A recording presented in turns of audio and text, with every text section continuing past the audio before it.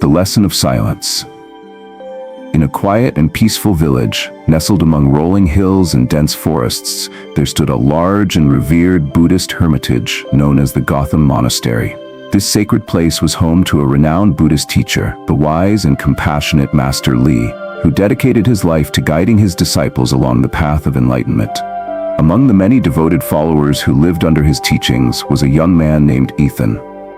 However, unlike his fellow disciples who practiced mindfulness and restraint, Ethan had a troublesome habit.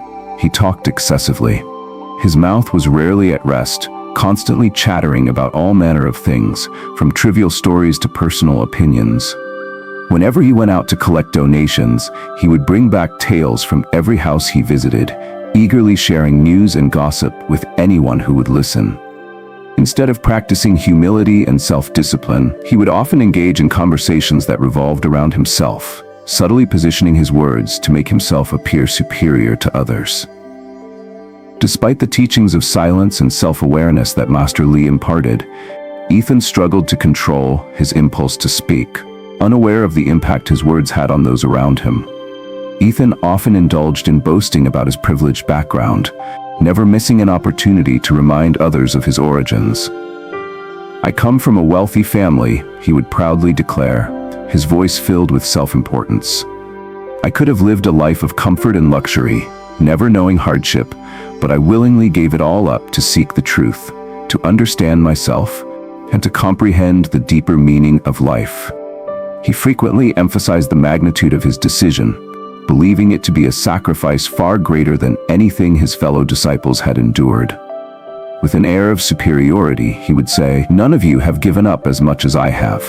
My journey is one of immense sacrifice, of unparalleled dedication." Deep down, he considered himself more intelligent, more insightful, and far more enlightened than the others, often looking down upon them as if they lacked the wisdom and depth that he alone possessed. One day, Master Li gathered all of his disciples in the monastery's courtyard and addressed them with a calm yet commanding voice. "Each of you must take a vow for the next month," he announced, his eyes scanning the eager faces before him. "This will serve to strengthen your discipline and willpower, allowing you to progress further along the path of enlightenment. Choose a resolution according to your ability, but be warned. If you break it, you will return to your previous routine as if no progress was made." The disciples, understanding the importance of this practice, carefully selected their resolutions. Some chose to fast for a few days, others committed to waking before dawn for extra hours of meditation, and a few vowed to perform additional acts of kindness. Each person picked a challenge suited to their capabilities, aiming to better themselves without overstepping their limits. However, Ethan, never one to settle for anything ordinary, saw this as an opportunity to prove his superiority. Eager to impress, he strode confidently toward Master Li and declared in a loud, self-assured voice, "Master, I do not want a simple or ordinary resolution like the others. I want something grand, something that truly matches my abilities and sets me apart. Please, Master, give me a challenge that is worthy of my strength and intellect." Master Li studied him for a moment, a faint smile playing on his lips, and asked, "Are you absolutely certain that you can fulfill the resolution I give you? You must understand, it may prove to be far more difficult than you anticipate." Without hesitation, Ethan insisted, "No challenge is too great for me, Master. Whatever task you assign, I will complete it without fail. You have my word." Master Li gave a knowing nod and, after a brief pause, spoke with gentle authority. "Very well. Your resolution is this: you must remain completely silent for 1 full month. Not a single word shall pass your lips during this time." Ethan laughed, clearly unimpressed by what he considered an unworthy task. "Master, is that even a real challenge? Staying silent for an entire month is too easy. Surely you can give me something harder." But Master Li simply smiled once again and said, "First, complete this task. Then we shall see if you are ready for something greater." Ethan accepted the vow and immediately fell silent. The first day was easy, but by the second day, he began to feel restless. On the third day, a heavy burden weighed on his mind. By the fourth day, uneasiness consumed him. He saw the other disciples talking and wanted to join to defend himself when discussions arose, but his vow restrained him.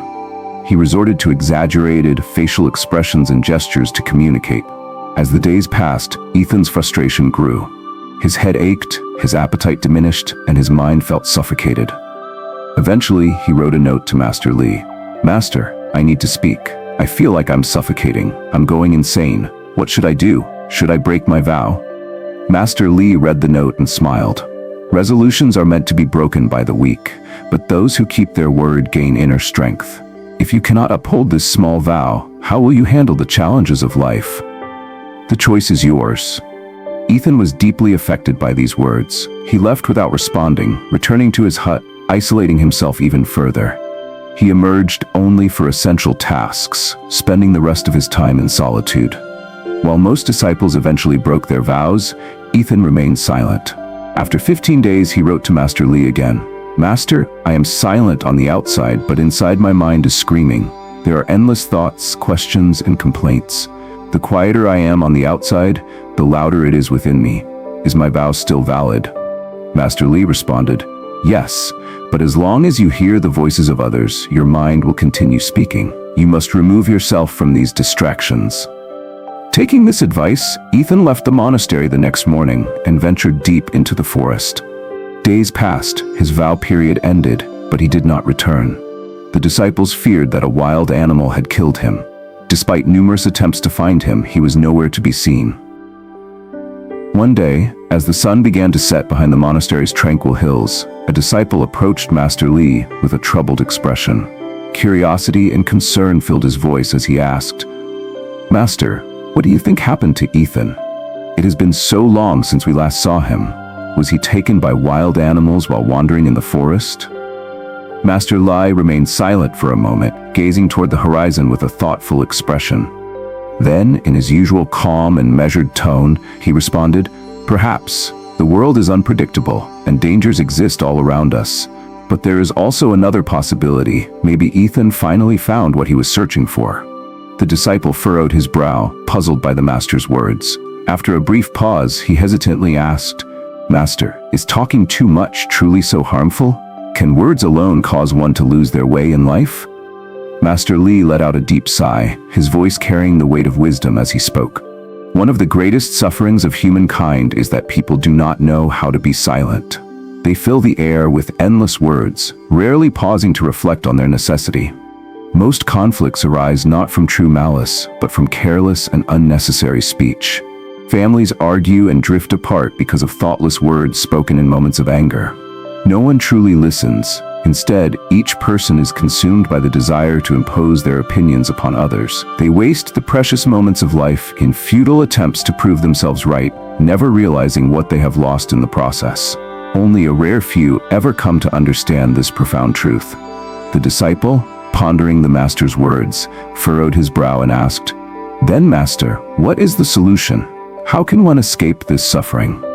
Master Li's eyes gleamed with quiet understanding as he replied, "The answer lies in awareness. Observe your thoughts with full consciousness, without rushing to turn them into words. By staying present and mindful, miraculous changes will occur in your life. Silence is not merely the absence of speech, it is the presence of true understanding." Time passed, and the days turned into months.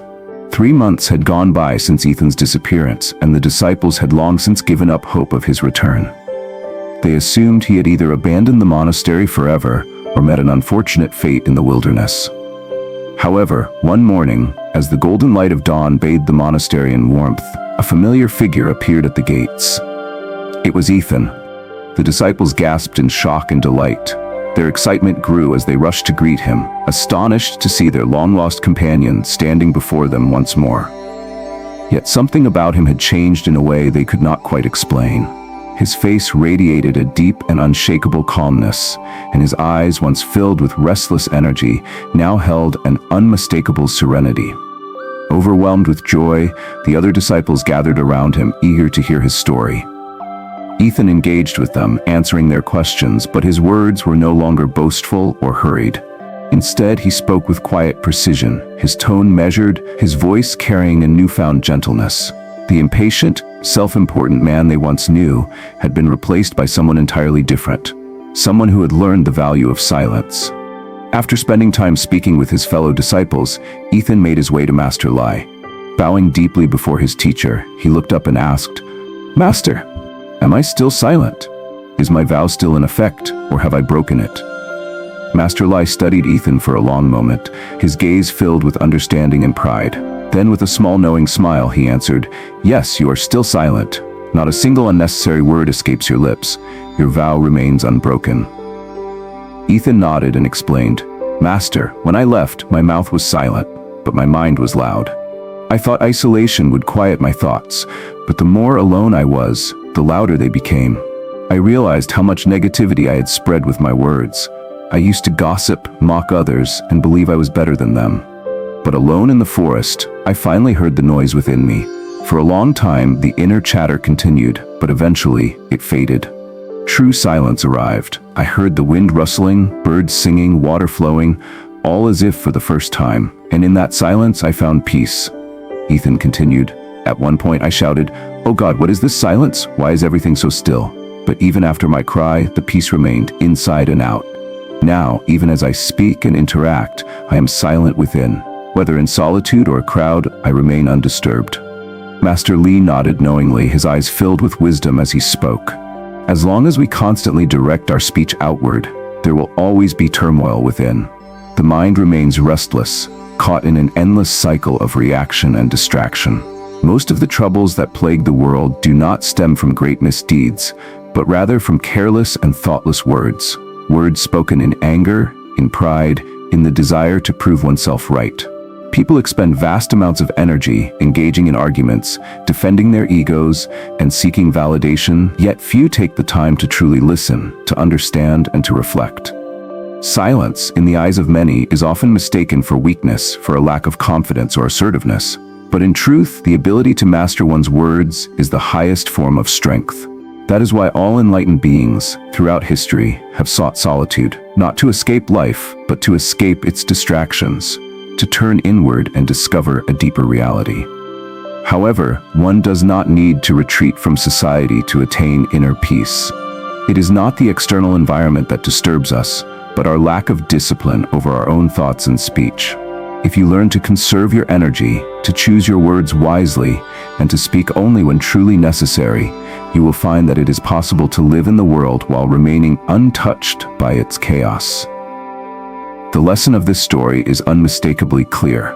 Excessive talking not only drains our energy, but also keeps our minds endlessly distracted, preventing us from experiencing true inner stillness. When we allow our words to flow without restraint, we scatter our attention in countless directions, exhausting ourselves in the process. So much of our mental and emotional energy is wasted on unnecessary speech, arguing, boasting, gossiping, or simply speaking without awareness. In doing so, we distance ourselves from the present moment, from self-reflection, and from the deeper truths that lie within. If we truly wish to embark on a journey inward, to cultivate wisdom and clarity, we must first learn to master our speech. Silence, when embraced with intention, is not emptiness but a gateway to understanding. Only when we gain control over our words can we uncover the profound peace that has always existed within us, waiting to be realized.